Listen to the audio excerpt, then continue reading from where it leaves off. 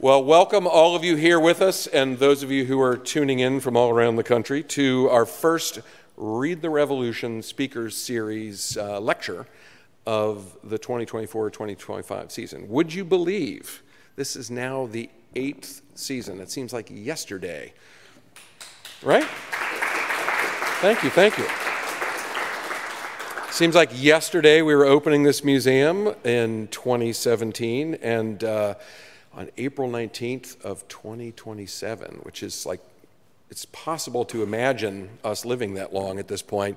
That'll be our 10th anniversary, so super exciting. I'm very grateful to our Revolution Society members, our members who are in the audience. If you are one of our members, will you raise your hand?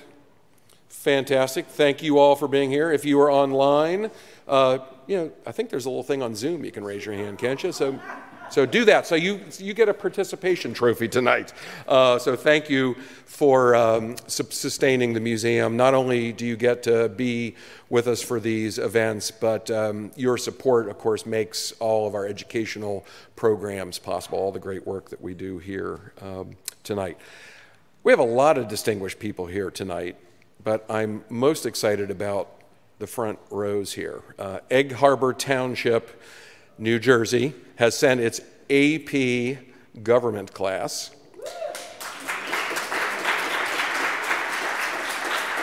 And two aspiring lawyers. John Adams would approve, absolutely. And so in just a minute, I'm gonna introduce our speaker tonight, who I'm all shaking. I'm so excited about Dr. Lindsay Chervinsky. But I want to give, for those of you who are here, who just got here sort of at 6 o'clock and did not come in early enough to walk through the galleries, particularly I'm looking at those of you who are sitting at home on your computers and maybe haven't visited the museum for a while.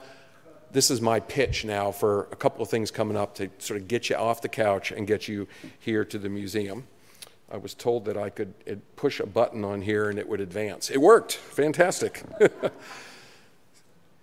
Raise your hand if you've been to occupied Philadelphia before. Is this not the coolest, weirdest thing you've ever done? Right. So I think all of you know, because you're history buffs, what happened? It's not supposed to do that. There we go. We're still talking about the occupation of Philadelphia.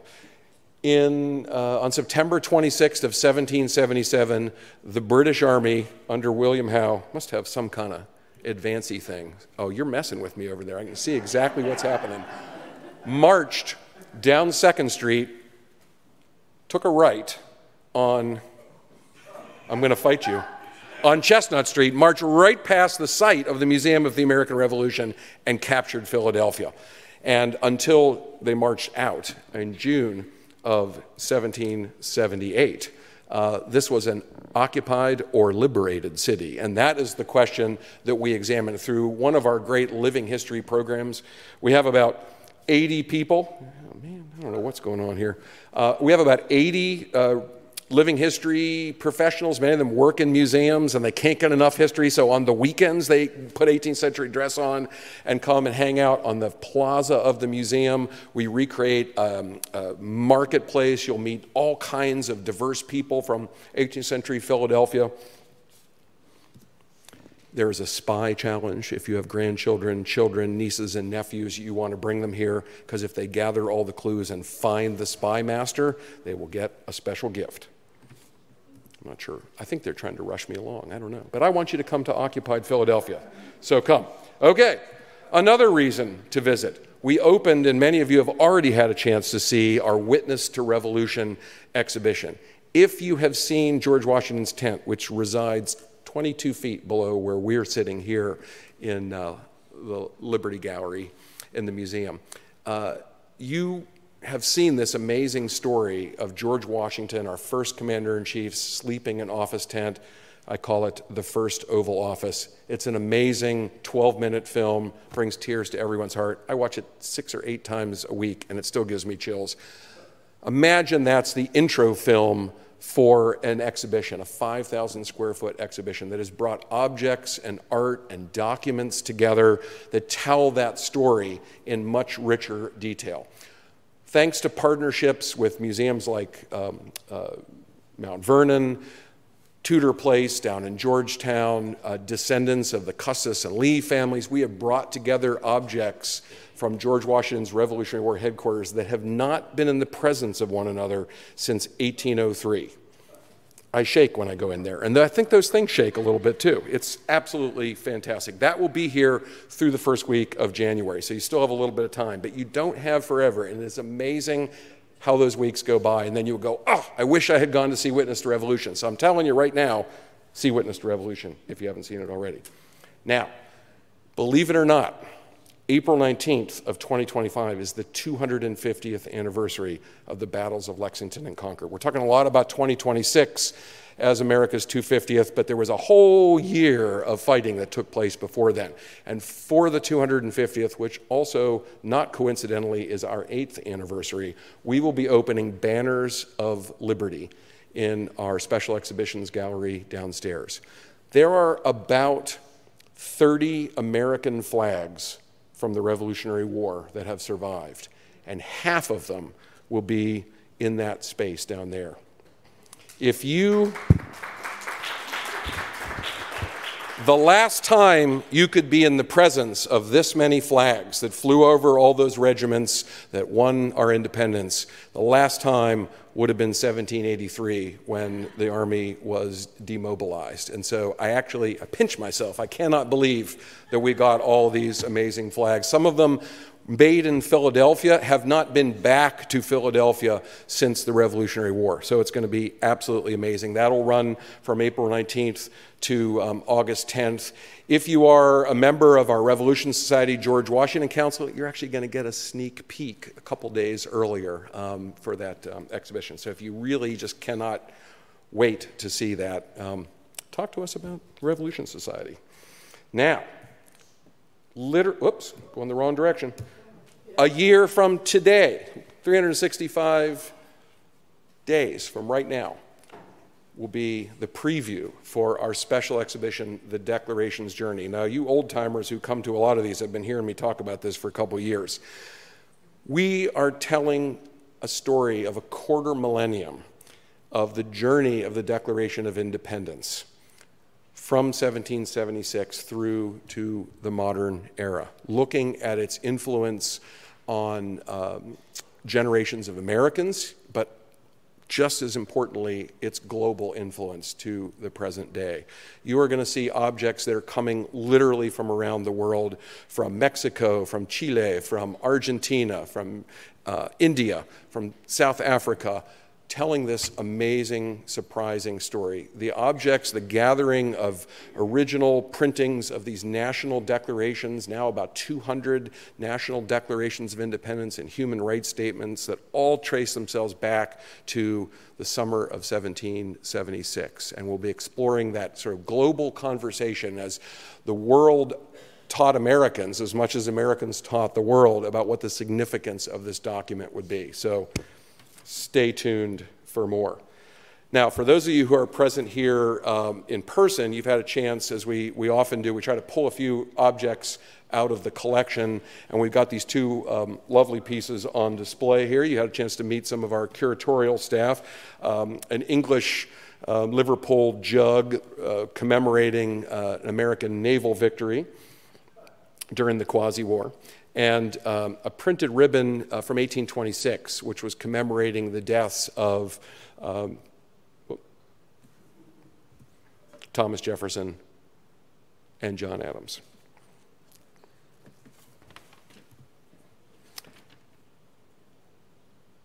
I guess I'm ready to introduce you, Lindsay. So, you meet people along the way who, no matter how accomplished you are or you think you are, you feel like an incredible underachiever. And for someone who's kind of in, is it fair to say, your first decade of your professional experience as a historian, I am not worthy of Dr. Lindsay Chervinsky. She received her BA in history and political science from the wonderfully named, considering your position right now, the George Washington University in Washington, D.C., and a master's and a PhD from the University of California, Davis. Received that PhD in 2017, so I'm sort of marking, that's when we opened the museum. Very impressive.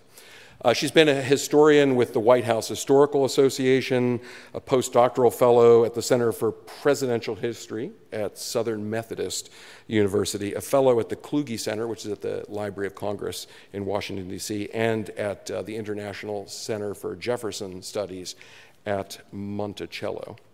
The author of the award-winning book, The Cabinet, George Washington and the Creation of an American Institution, and the co-editor of Mourning the President's Loss and Legacy in American Culture.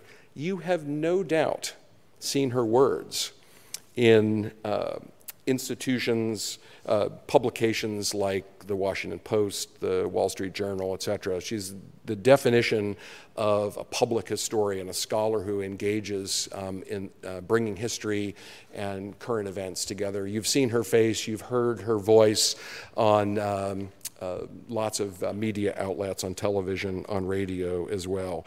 And we were thrilled here, sort of being a little bit of fans of her work, when just a few months ago, I think you're, 2.5 months in now, was named and has now assumed the position of the executive director of the George Washington Presidential Library at Mount Vernon.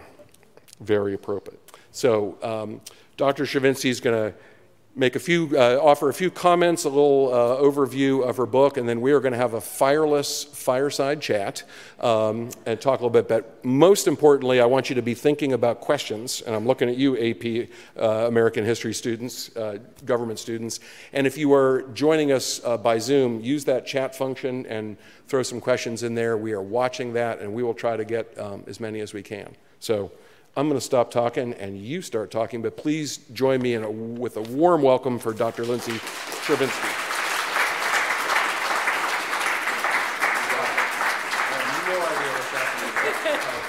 We'll figure it out.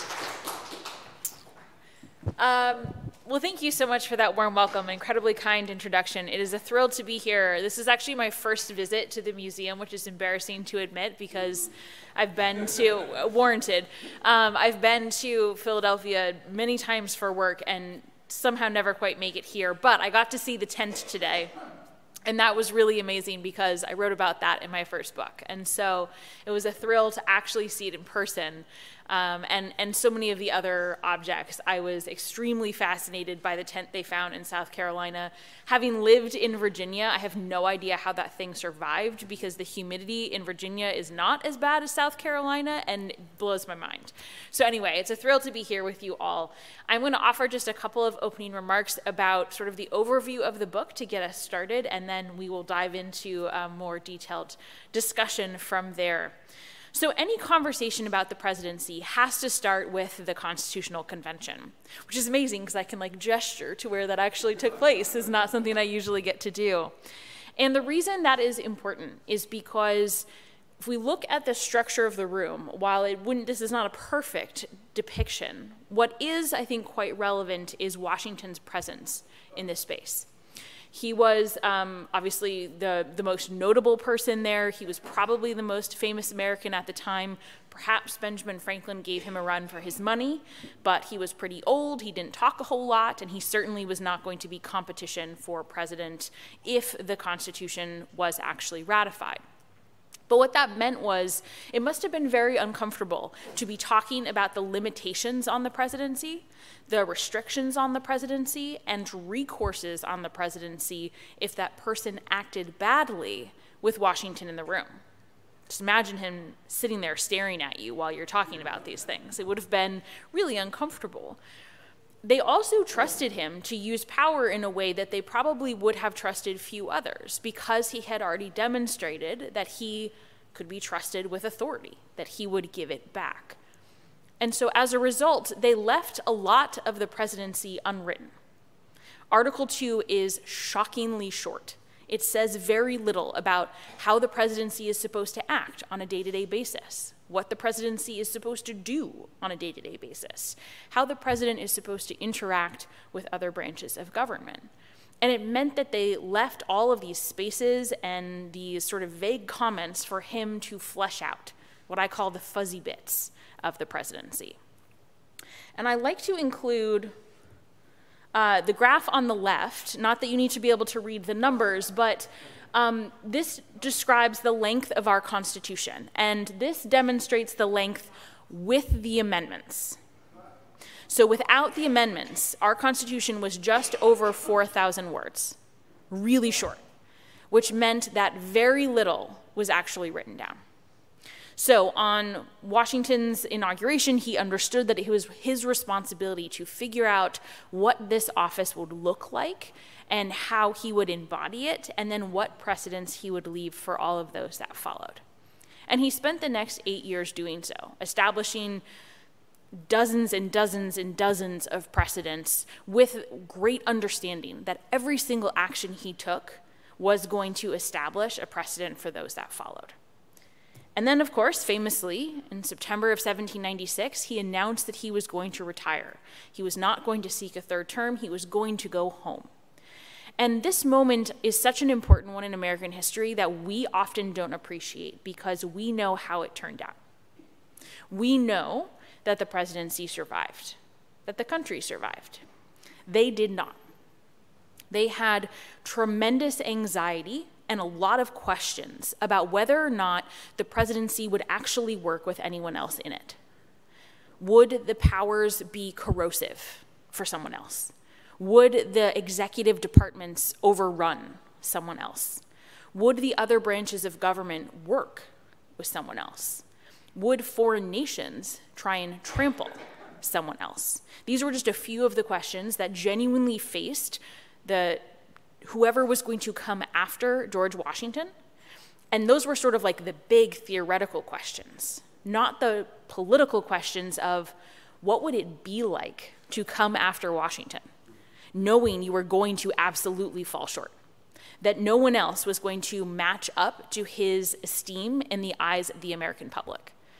And that, admittedly, sounds like the type of hyperbole that typically historians do try and avoid. We generally don't talk about someone with unparalleled stature and, unprecedented and never to be repeated respect. But I think in this case, no president since Washington has ever enjoyed that type of position, and no one else ever will again. And a great way to demonstrate how difficult this was for them to envision are the first presidential portraits. I do not share these because I think they are particularly excellent art. In fact, I think the Lansdowne portrait of Washington on the left is one of the worst.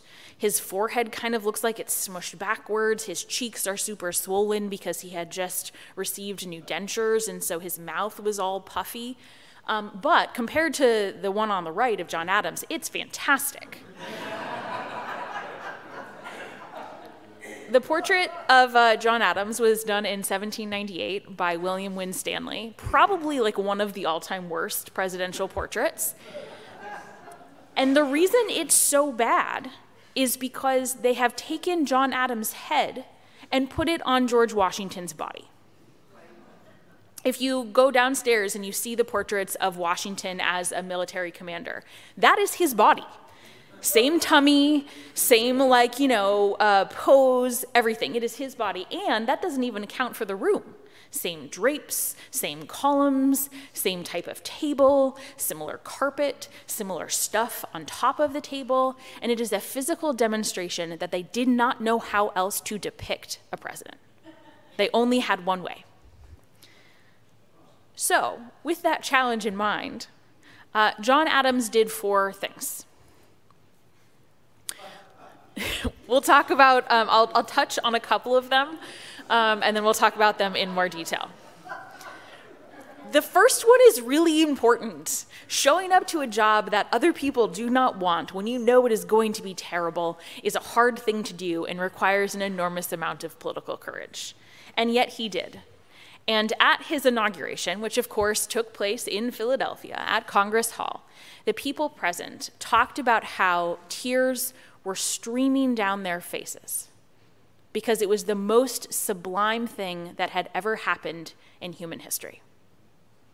Now, we might think that's a little bit of an exaggeration, but they understood how rare it was to have a peaceful transfer of power. This was not something you saw in history books all that often. Over the next 4 years, John Adams battled to defend the character of the presidency to keep it consistent with what Washington had established. And he had to fight against people in his cabinet and people in his party and people in Congress who wanted to belittle and demean presidential authority, who wanted to use it for themselves, none more so than Secretary of State Timothy Pickering. Do I have any Pickering descendants in the audience? Excellent. Timothy Pickering is probably the all-time worst Secretary of State in United States history. In addition to being insubordinate and undermining Adams at every turn, he thought he was the smartest person in the room all of the time, despite regularly being in the room with some of the best minds in American history. He believed that compromise was a moral failing, and anyone who disagreed with him was a bug to be squished. This is not exactly the mentality you want of the person in charge of diplomacy. By May of 1800, Adams had been battling with him for years, and finally, in May of 1800, Adams offered him the opportunity to resign. This was the gentleman's way out. It was regularly done. It was very common, and Pickering basically said, nah. He said, I think I'd like to stay in office for the rest of your term. Probably the snarkiest letter I've ever seen someone send to a president. And Adams wrote him this note back. No salutation, no thank you for your service, just this note. And then he changed the locks on the Secretary of State offices, just for good measure. This was really important because Washington had never fired anyone. When Washington was displeased with someone, they were so horrified that they quit. And it was very much a theoretical power that the president would be able to remove someone. It doesn't say it in the Constitution. The legislation that creates the executive departments doesn't specify how they are to be removed because Congress could not agree. So they just didn't say. They said that secretaries could be removed, but not how. So this power was very much theoretical, and when John Adams fired Pickering and then nominated John Marshall as his replacement, and Marshall was confirmed by the Senate, it established a precedent that presidents have the right to select their department secretaries. And that meant that the presidency was going to maintain the character that Washington had established, because if secretaries have the right to stay in office, even if they disagree, and pursue different agendas, then you don't have an executive with the president at the top. You basically have an executive by committee, not unlike the British cabinet. So this decision was essential in determining what the executive branch would look like for the next 200 years, and indeed it was confirmed by the Supreme Court in 1926. The last thing John Adams did, and I just want to touch on this before I close, was in 1800, at the very end of the year, John Adams moved to Washington, D.C. and spent the first night in the White House. He did so knowing full well that it would probably be of short duration because he was almost certainly going to lose the election, and he did. The election, as you may know, was a tie between Thomas Jefferson and Aaron Burr, and it was thrown to the House of Representatives, where it took 36 ballots to determine who was going to be the winner. In that interim, the Federalists had all sorts of machinations trying to throw the presidency to someone else, and in response, the Democratic Republicans threatened violence. They had militias ready to go on the Virginia and Pennsylvania borders, ready to march into Washington, D.C., if they tried to put someone else other than Jefferson in the presidency, and a mob gathered outside of the Capitol, which looked like something like this, threatening to kill anyone who tried to seize the presidency. Adams did something we very rarely celebrate in presidents. He exercised restraint. He stayed in the White House, which was then called the Executive Mansion, would have looked a little something like this. He said he would have no role in any Federalist schemes. He invited Jefferson over for private dinners, assured him that he believed that he was the rightful winner, and started to introduce him to the staff in the Executive Mansion so that he would know who was there and who he could hire. Once the final result was finally determined, Adams set the tone for what it meant to have a good transition. He instructed his department secretaries to basically give briefings to Jefferson long before it was required by statute. Abigail sent him lists of people in the White House. John sent him lists of what was in the stables so that he didn't have to buy horses or carriages. And then John Adams went home and wrote a letter to Jefferson saying, "Everything is peaceful here. I wish you a safe and successful administration." He didn't have to do any of that. It's not required. But he did, hopefully establishing a model for everyone that followed. I like to emphasize this quote, which he wrote to Abigail the morning after his first night in the executive mansion. It is now carved into the marble fireplace in the stateroom or the state floor of the White House. I think it's in the Red Room. I should really know that.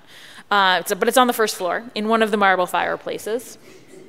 And I love it because I think that it both demonstrates his earnestness, his belief in these institutions and in the Republic more broadly, but also his determination to try and do everything possible to make the office and the Republic stronger when he left than when he came in. So with that, I'm very excited to continue our conversation via questions, and I hope that you all will have questions I can answer as well. Is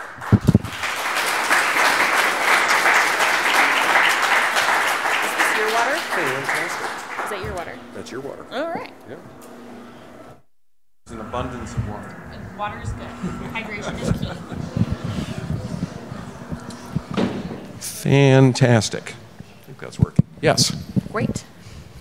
So, despite the best efforts of the musical 1776, David McCullough, and Laura Linney and her sidekick, I feel like John Adams might be the lesser known of the founding crew there. Yes. Can you just talk a little bit about background, John Adams? I also feel that our view of him may have been shaped by those who were around him and had a lot to say about him. Mm-hmm. All right, well, let's do the primer first real quick, and then why we don't necessarily remember him as we ought to. So John Adams was born in Massachusetts. He was the son and the grandson and the great-grandson of many generations of good Puritan Congregationalists, very much hard-scrabble New England family. That's really important to understanding his mentality. He went to Harvard. He was a trained lawyer. He first gained national acclaim, or what became national acclaim, for representing the British soldiers after the Boston Massacre. This was the first time he demonstrated a willingness to court unpopularity if he felt he was doing something that was right and moral and just. That trait would come back again and again. He then was a delegate at the Continental Congress. He was, in a lot of ways, the chief of staff of the Continental Congress because he was instrumental in ensuring that George Washington was selected as the commander-in-chief of the Continental Army and that Thomas Jefferson drafted the Declaration of Independence. And then he served in a number of diplomatic posts, including in Paris, at The Hague, and in London. In between those stints, he drafted the Massachusetts State Constitution, which is the longest lasting written constitution in the world. It beats out the US Constitution by 7 years and was also a model for the national version. And then, of course, he was vice president for 8 years before becoming president. I think there are a couple of reasons we don't remember him. The first and foremost is he had the very poor fortune to be living at the time of two of the all-time greatest propagandists in American history, Alexander Hamilton and Thomas Jefferson. I don't say that necessarily negatively. They were incredibly skilled, but they were brilliant propagandists. And especially in the fall of 1800 and shortly thereafter, they were both competing against John Adams for their own political purposes. And since you all live in a swing state, if you turn on your television, my guess is you know what political rhetoric looks like and can assess that it usually has a motivation and a bias and cannot always be taken as the exact truth. And that was absolutely true of Alexander Hamilton and Thomas Jefferson and what they were writing about John Adams. He also benefited from he did not benefit from. His legacy was tarnished from the fact that he was not a party man. He did not see himself as a party man. He was a nominal Federalist, but he did not always toe the party line. Alexander Hamilton is generally viewed as the head of the Federalists, not John Adams. So there was no party, there was no sort of cohort to try and speak for his legacy, to try and, polish his memory in the way that the Democratic Republicans did for Thomas Jefferson, or what was the sort of remaining Federalists did for Alexander Hamilton. And so his story is often lost in a way that I think is really unfair to him. The last piece is a lot of his contributions are much harder for us to build a statue to. He was not winning the war. He was signing treaties. And I think those treaties are darn important for our American story. But it's just a little bit harder to celebrate. It's a little bit harder to commemorate. And so they are often overlooked. I feel like sometimes in moments of great political division, like we're living through today, it came up as recently as being interviewed for a podcast yesterday. I heard the proposition put forward that, well, those founders, they all got along so well together, and if we just had, that talent in the room. You can't say things like that when I'm drinking water. I'm going to spit them out my nose. And I think, maybe the grain that's in there is during the years of the war, and because Charles Thompson did not publish his history of the American Revolution, where he was going to tell a tell-all book that he consigned to flames. But I think people are fascinated by that, the 1780s, the 1790s, this period that you cover in the book. Kind of like, I often think of the metaphor of why couldn't the Beatles have just stayed together for or CSNY, right, for a couple more albums, right? Yeah. And why did they hate so much each other, later on? So talk a little bit about what happens then after 1783 and why by 1800 it's even more remarkable than it would have been 20 years ago that they were able to sort of for a second time go through a peaceful transition of power when they seem to hate each other so much then. Oh, so very much. So as a general rule of thumb, if someone tells you the founders thought that is a giant red flag that whatever they're saying next is hogwash. Because on almost nothing did the founders agree, with maybe the exception of there was not to be a king. That was one thing that they were quite clear about. But everything else, there were a lot of gradations in their opinion, as there would be today if we were trying to build something. They benefited from the war by having a common enemy that they could rally around to fight against. This is true in American history. We see again and again when there is a clear common enemy, it's easier to put aside domestic differences.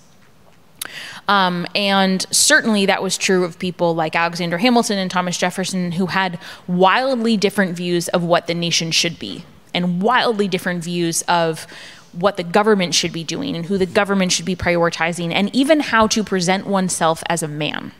They thought about everything differently, but during the war they were on the same side and it was fine. By the time they're both in Washington's cabinet, there's no longer one foreign enemy.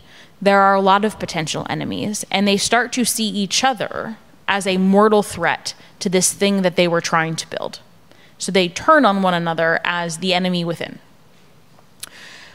What makes 1800 so remarkable is that enough people who are participating in the process, and a lot of the names that are so essential to this working out are names that we don't generally remember. They're congressmen in their 30s and 40s who were moderates, who were willing to make compromises to put the Constitution above their own partisan and personal interests, which is what I define as civic virtue.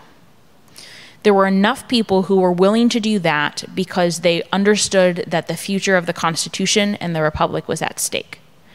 I think the difference, perhaps, sometimes when we see this moment in history and other moments, is that most of the people who were in positions of authority had been involved in the revolution in some way.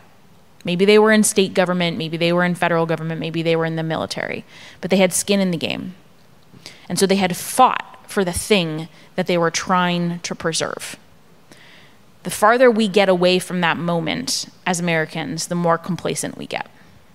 Now, I think there's sort of a very bloody rebirth in the Civil War, but then the farther away you get from that, the more complacent we get. And so at that moment, you see enough of them realize how close they are to throwing it all away. And I think they're about 2.5 weeks, because when they cast the 36th ballot to make Thomas Jefferson the president, there were 2.5 weeks between that ballot and the inauguration day on March 4th. And if they had gotten to inauguration day without a president, I think the militias would have marched into the city, and I don't know what would have happened. It's a counterfactual that I can't even really begin to play out, but they understood how close they were, and they were willing to do the good of the nation, willing to act for the good of the nation above their own partisan interests. Are you listening? Political leadership of the nation. There's a reason I published this before the election. It was not by accident. Can you talk a little bit about the sort of John Adams screw-ups? Oh, yes. At least one of them is back in the news this week, right? Okay. So the thing that I love about John Adams is he is a remarkably flawed human being. And I feel seen. But the best part about him is he knew exactly what his flaws were. He was very open about them. He was often very self-deprecating about them and had a real sense of humor about his human frailness, which I find very endearing and very accessible. And one of the things that he was not good at was he knew, especially in person, he could fly off the handle. He could speak rashly. So whenever possible, he tried to respond in writing, and he would write out 3 drafts of the same letter. The first one vent all of his passions, and then he would write at the top, "Do not send," and set that aside. Then write out another one that was a little bit more temperate, "Do not send," set that aside.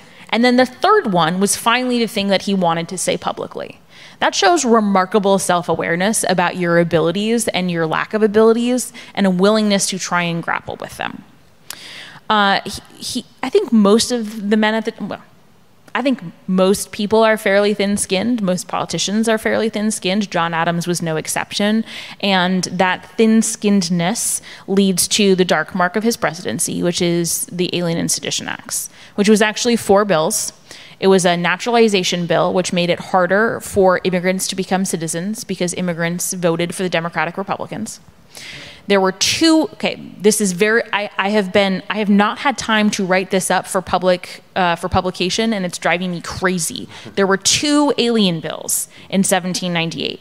There was an Alien Enemy Act, which required a declaration of war and was a bipartisan bill that said if there was a war, then the president could start deportations of foreign nationals of the nation that the country was at war with all appropriate due process.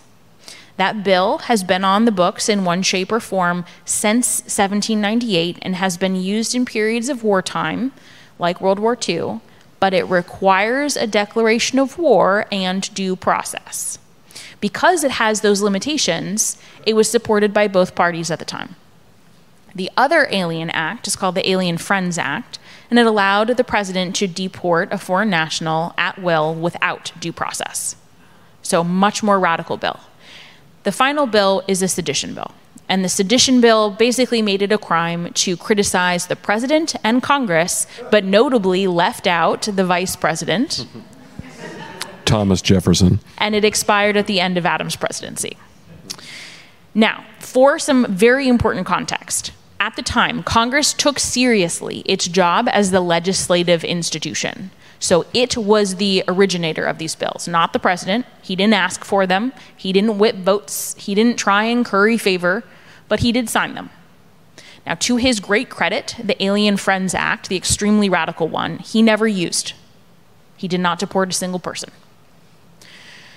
Sedition Act is a little bit more complicated. The Sedition Act, Timothy Pickering, worst Secretary of State of all time, did instigate a number of prosecutions. They were all against rivals or editors that were in favor of the Democratic Republicans, and Adams was supportive of some of them. Absolutely dark mark on his presidency, without a doubt. One lesson I think, however, is important to take from this moment. At the time, there were no restrictions on what was protected speech. So today, we have a number of Supreme Court cases that say, for example, you do not have the right to use speech that will invoke violence, that is designed to incite violence. Or, as other people sometimes say it, you cannot shout fire in a crowded theater. That was not on the books. And people were calling for violence, and there was violence in the streets. So there was a good faith fear, a genuine fear that speech was being used, political speech was being used to start violence. But that genuine fear was then perverted for political aim to crush opponents. So the lesson that I think we have to take from that today is it is okay to have fears. People have them, they're sometimes genuine and based on real things that are happening. But we can't allow them to then be twisted for political purposes. Fantastic. So I'm going to ask a question, but then we're going to throw it out to you all. Your mention of these drafts with do not send. We know that because, of course, the remarkable papers that have survived, all right? And those are not just papers of John Adams, but his incredible partner in life. And so I'd love for you to talk about Abigail. Abigail was probably the most fun part of this book to write.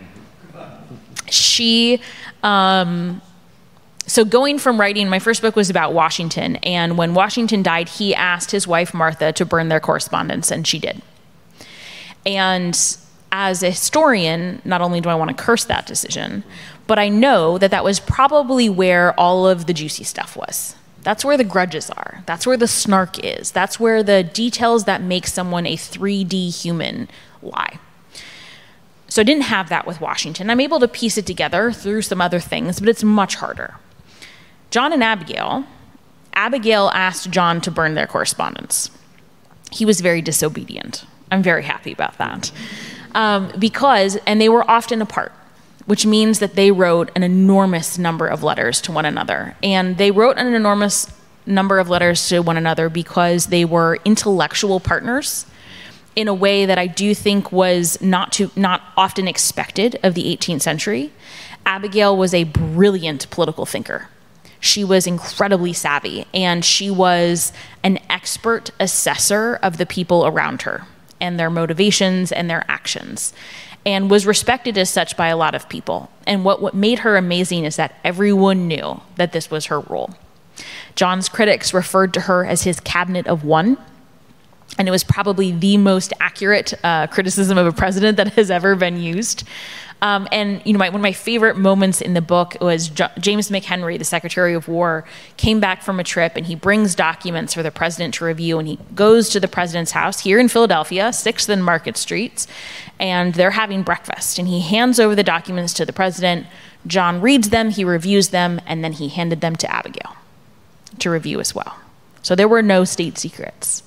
And that is possible because he did not burn the letters. The family were a little bit of hoarders, which I appreciate. And because their relationship was so extraordinary. So she is definitely, I think, one of the most fun parts of the book. Fantastic. Well, I'm going to bring in Dr. Tyler Putman, who is our accomplished mic runner here.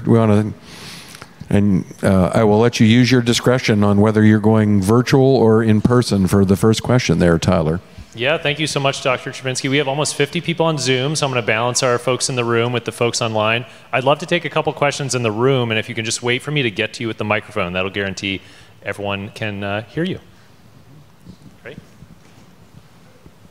Go ahead. Hi, nice to meet you. My name's Eva.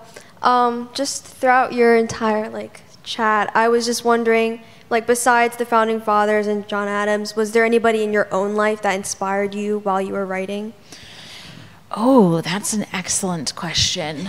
Love that. So I think there are two things I would say. The first is my best writing advice is to have a dog.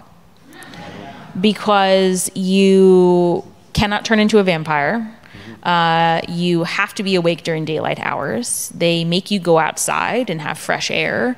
They do not care if you've had a good day or a bad day, and that can be quite useful when you have a good day or a bad day. So my dog is my beloved sidekick in all things, and he is essential to a writing project. But my dedication in the book... Does he have a name? His name is John Quincy Dog Adams. Quincy for short. And if you go online, you can see I will dress him up in historical outfits.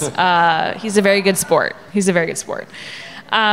The book is dedicated to my parents. And the reason I dedicated it to them is because when I was reading about John and Abigail and their relationship, in particular with John Quincy, they believed so strongly in his abilities and that they could sometimes be hard on him, but it's because they thought he was extraordinary and he could accomplish anything. I'm not comparing myself to John Quincy because he spoke like 5 languages by the time he was 12, and Lord knows that is not a skill that I developed or inherited. But my parents believed that I could do whatever I wanted as long as I put my mind to it and worked hard for it. And so that I occasionally saw similarities there, and that's why the book is dedicated to them. Yeah. Nope, sure. I thought you raised your hand. Sorry. No, I didn't, but I was going to ask in private, but I have a pet project I'd love to get your opinion on. I think March 4th should become a national holiday. Peaceful Transfer of Power Day. And when you spoke of people crying at that first inauguration, well, whatever we call it, the first of the second presidency, I experienced Congress Hall as a visitor before I lived in Philadelphia, and the park ranger happened to mention, and this is where George Washington shook John Adams' hand, and later I read the belief that he said, well, I'm fairly out and you're fairly in, we'll see who's happier. And I think that should be memorized way more than I cannot tell a lie, I chopped down the cherry tree, and it should be part of our national indoctrination into the most sacred thing in that sacred ground. I would love to see Philadelphia embrace it. I'd love to see the country embrace it. And I'm just throwing it out there. Well, thank you for that. I should specify that. So he didn't say that. John Adams thought that that's what he was thinking. And later that's very Adams and yes, thought that that's what he was thinking. Yes, I agree. It's a day to be commemorated, and they understood that it was a day. And the reason that it was so surprising to them is because this is the moment of the French Revolution. So the transitions that they are seeing are bloody and violent and chaotic at worst. And the French Revolution, the part of it we often don't know is that after the Reign of Terror ended, they continued to have a number of basically constitutional coups, where they threw out governments, redid the Constitution, and brought new ones in. And it was incredibly chaotic, and then it led to Napoleon. So that is the context in which they are celebrating the first and the second transition and how unbelievably remarkable they are. I think there are a lot of dates in American history we should celebrate. I personally, this is totally sacrilegious given where I work now, I personally would rather us celebrate a date like that, or celebrate Washington returning his commission, or celebrate the Emancipation Proclamation, because they are extraordinary acts rather than birthdays. People don't have control over when they're born. They have control over how they act as an adult. And so those are things that I would really like to celebrate.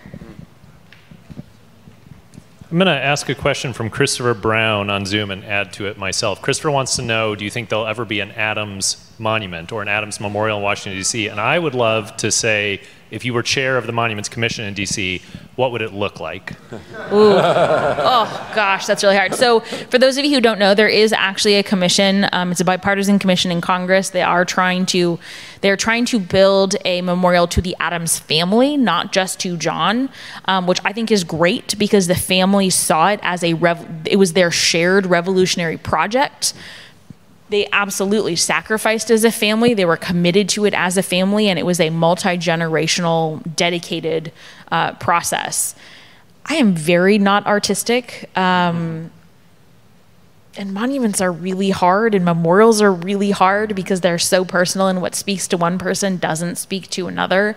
But I think that if it had anything, it probably would have to have something to do with books, because the family loved and cherished books. And if you haven't been to the stone library at the national park site of the Adams houses, the library is what library dreams are made of. What do you think John Adams would have thought about his monument? We know Thomas Jefferson, of course, wrote his own epitaph. So, well, John Adams wanted on his tombstone, it does not say this, but he wanted it to, the one thing that he was really proud of was that he achieved peace with France in 1800. And he felt like that was his crowning achievement because it split his party. It basically ensured his defeat in 1800. And yet it was for the good of the nation. And the treaty that they signed in 1800 established peace with France, and we have been at peace ever since. It's one of the longest lasting peaceful relationships we have, and one of the longest lasting in the world. Excellent. Gonna go one to the back, and then the last one I'll give to our AP government class, and then we'll go to Scott. The founding fathers had great fears about what they called factions or political parties. And I was curious, you alluded to earlier how Adams really didn't identify totally with his party. How did he think about political parties and how they would affect democracy? So their ideas about political parties are one of the more baffling things about them, because they were very learned, they were students of history, and they had come from the British tradition, which had the Whig and Tory party, or the country and crown party, or country and town party. And so they understood that this was sort of how people often separate themselves. You tend to clump into organizations to achieve a particular goal. I think that they were less concerned with faction if they understood that faction would be evolving and changing and morphing, because they thought that there would be lots of small groups and they could kind of come together for a certain goal, but wouldn't be super solidified. Their concern with party was that people would start to put party identity over national identity. And, and that couldn't possibly happen. And it was already a concern because, Jefferson referred to himself as a Virginian first and then an American. So they were already fighting to build national ties. And this was one of Washington's great warnings in the farewell address. The reason he's warning against parties is because he's saying, by focusing on your party affiliation, you are obscuring all of the things you have in common with your fellow Americans and focusing on your political differences. And Adams would have completely agreed. Adams believed in compromise. He believed in reaching across the aisle. He initially wanted to have a bipartisan administration with his vice president, Thomas Jefferson. And he was not afraid to make that type of outreach or concession. And so they, I think, would have been in total agreement that the type of really entrenched political identity we have today is incredibly pernicious and very dangerous for the nation. I'd love to give a question to one of the students in our AP government class. And the teacher's going to look at all you guys until someone raises their hand. Do you think John Adams was the best person to replace Washington? Or was someone else better fit to take the mantle? That's an excellent question. Pickering obviously would have been better. So I think that there was, I think that he was, and I think for two reasons. One, at the time, the way that they tended to select candidates was who had been in service to the nation longest, or who had good service to the nation. And it was a way of demonstrating loyalty to the Republic if you had been in a bunch of positions of service already. So that obviously did not continue forever, but I mean, if you think about the first, let's say the first 6 presidents, they had all been in national public service for most of their adult lives. And it was basically a purity test to ensure that you were actually a patriot. And so the people who could have been considered as competition to John Adams were relatively few, because few people could meet that same amount of public service that he had brought to the office. He was also sort of considered to be the natural heir to Washington, because he was in proximity in terms of the Constitution closest to the president. They talked about him as the natural heir. And he was a New Englander, which was something they thought about because they had a Virginian president. And they were trying to they were trying to make it a nation at a time when geographic differences were quite powerful. Personally, I think his willingness, we've talked a little bit about his willingness to do what was unpopular, his willingness to be unpopular, his willingness to be incredibly stubborn was essential for the second person, because he knew, Thomas Jefferson knew, everyone knew that whoever came after was going to have a really hard time. Jefferson actually wrote that whoever came after Washington was going to be left holding the bag. It's a direct quote. And so that type of courage to endure that was and is pretty rare. And so his disposition made him very well suited to the challenges of the moment. Just like we can't seem to talk about John without Abigail, I feel like we can't seem to talk about John without Thomas. And there's a lot of interest on Zoom about Thomas Jefferson's relationship with John Adams. And the one I thought I might surface is, do you think they truly emotionally reconnected? This is a question from Zoom in the 1820s when they were writing letters, or was there some other thing about legacy or reputation at play in that correspondence?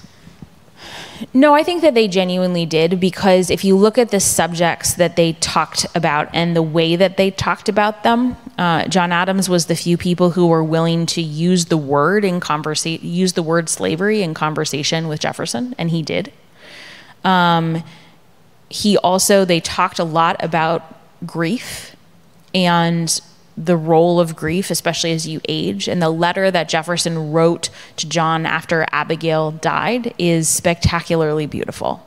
And I think it's quite heartfelt. And so the subjects that they discussed are deep and meaningful and intellectual. And it's not to say that they didn't both also feel like they had I think there were few people who understood what it felt like to be a, capital F founder, to have served in that capacity, to have been president, to have served your nation abroad, and then to have lived for so long afterwards, and to fear for the future of that project. And so they had a shared experience in a way that few other people could understand. And so I think it was quite genuine. Thank you. Before we give you all a chance to buy a book and have further conversation with Dr. Chervinsky, it is our tradition to give Scott the final question. So many questions. So I talked about 2026 coming down the pike. You are now firmly ensconced in what I would call the public history sphere at George Washington's Mount Vernon at the Presidential Library. We've had a great institutional connection for many years. And, we're living in a climate of a lot of concerns about our democratic traditions, about history illiteracy, lack of civic engagement. And I know it's we often say we must hang together or we shall surely hang separately. So I'm just curious, as you're reflecting, having taken the helm of the George Washington Presidential Library, thinking about the work that public history institutions like ours can do, what are your sort of hopes for the next couple of years? Well, I so appreciate you ending on a small question. I tried to ramble a little bit to give you a chance to start thinking. Yeah. Would you like my 2026 strategic plan? No. It is my hope that these anniversaries provide an opportunity for us as a nation to reconnect with what I think is the most useful legacy of the founding period, which is, I see the Declaration and the Constitution as part one and part two of the same process. Declaration sort of declares the ideals for which we are constantly trying to aspire, but will never achieve. And the Constitution tries to set up a way to create a more perfect union. Not a perfect union, a more perfect union.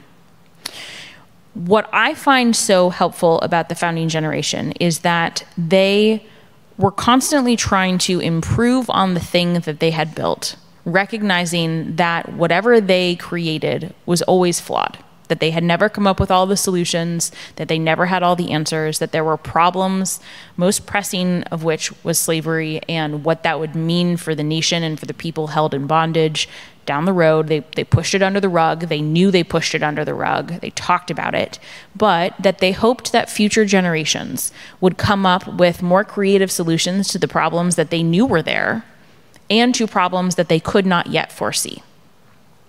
That legacy is one that is hopefully very accessible to all of us, because it is one of constantly trying to get better while recognizing we are not there yet.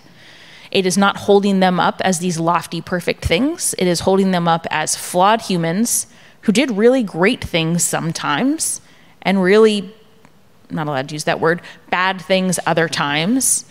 And yet the model of constantly trying to improve is one that I think that we can hopefully all center around. And that is sort of the legacy that I am trying to focus on the next couple of years, and that I want and I hope will feel inclusive to a lot of people, because it is not obscuring the things they did wrong. And it is not just celebrating the things they did right, but instead trying to offer a prescription for how we might move forward to try and create a more perfect union. Well, that's a mic drop, I think. So please join me